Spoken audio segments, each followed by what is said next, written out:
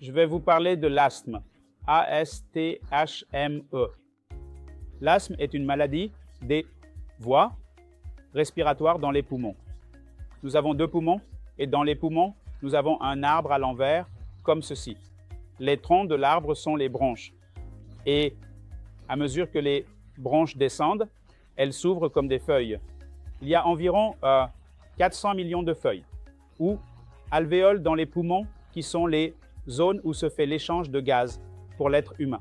Nous inhalons de l'oxygène, il passe à travers ces 400 millions d'alvéoles et à partir de ces alvéoles, il va vers différentes parties du corps grâce au cœur qui pompe le sang. Ce qui se passe dans l'asthme, c'est qu'en raison généralement d'une allergie qui est génétique dans les familles et surtout chez les enfants, la taille de la bronche qui est normalement grande devient petite. C'est comme si vous étiez étranglé ici dans la bronche, c'est la bronche et vous êtes étranglé. Les principaux symptômes sont l'essoufflement, la toux, les expectorations et la respiration sifflante qui est un son musical dans la poitrine comme un chat qui miaule ou un sifflement.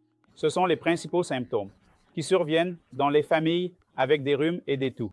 Quels sont les tests? Très simples. Vous faites un test de fonction pulmonaire ou un test de fonction respiratoire. Vous soufflez dans un tube connecté à un ordinateur comme un ECG. Un graphique apparaîtra permettant de faire un diagnostic. Faites un très petit test sanguin, NFS, et une radiographie du thorax et des sinus. Quels sont les traitements?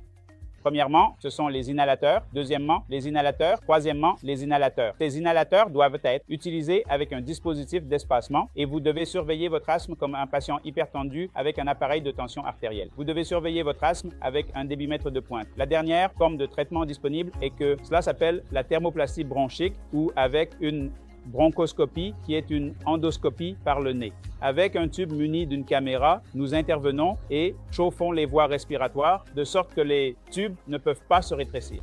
Ils restent statiques et donc l'essoufflement et l'asthme est quelque chose dont vous n'avez pas besoin d'avoir peur. Vous prenez vos inhalateurs, allez régulièrement chez le médecin, surveillez régulièrement votre débitmètre de pointe et faites votre bilan annuel. Vous pouvez éviter beaucoup de choses. Et vous visitez le site web pour plus de détails.